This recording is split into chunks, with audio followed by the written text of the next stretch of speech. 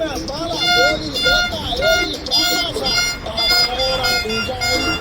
Tá na hora do Jair ser condenado. Tá na hora do Jair ser punido. Tá na hora do Jair ir pra cadeia que é lugar de golpista. Tá na hora do Jair.